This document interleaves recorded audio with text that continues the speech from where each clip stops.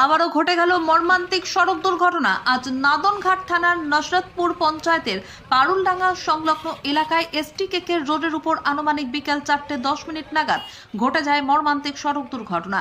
দুর্ঘটনায় গুরুতর জখম হয়েছেন 3 জন। প্রত্যক্ষদর্শীদের মতে নবদ্বীপের দিক থেকে আসে একটি স্কুটি এবং কালনার দিক থেকে আসে একটি বাইকের মুখোমুখি সংঘর্ষ হয়।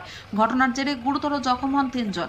ঘটনার খবর পেয়ে দ্রুত ছুটে আসে এলাকার লোকজন এবং উদ্ধার কার্যে হাত লাগান। দুর্ঘটনার খবর পেয়ে তড়িঘড়ি ঘটনাস্থলে এসে পৌঁছয় নাদনঘাট থানার পুলিশ সহ নাদনঘাট থানার আইসি বিশ্ববন্ধু চট্টরাজ। আহত ব্যক্তিদের উদ্ধার করে কালনা হাসপাতালে চিকিৎসার জন্য পাঠানো হয়। দুটি বাইকের মুখোমুখি সংঘর্ষে ভয়াবহ পথ দুর্ঘটনা ঘটে। ঘটনার জেরে এলাকায় তীব্র চাঞ্চল্য ছড়িয়ে পড়ে। হাসপাতালে নিয়ে গেলে আহত ব্যক্তিদের মধ্যে একজনকে মৃত বলে ঘোষণা করে কর্তব্যরত চিকিৎসক। দুর্ঘটনায় স্কুটি চালকের মৃত্যু হয় বলে জানা গিয়েছে। তার নাম বিধান বিশ্বাস, বাড়ি মানিকনগরে। বাকি আহত 2 জনের নাম শান্ত মল্লিক এবং বিল্টু মণ্ডল। তাদের বাড়ি কালনা থানার খড়িনান এলাকায় বলে জানা গিয়েছে। দুর্ঘটনার জেরে এসটি-কেকে রোডে যানজটের সৃষ্টি হয়। পরবর্তী সময়ে পুলিশের হস্তক্ষেপে যান চলাচল স্বাভাবিক হয়।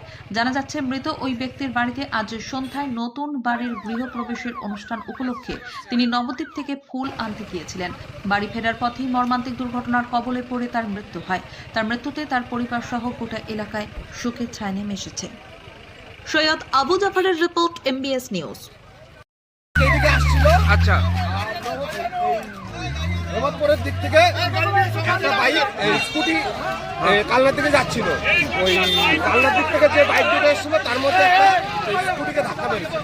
আচ্ছা, এক্সপার্টই হয়ে গেল, তাই তো? স্পটেই হয়েছে।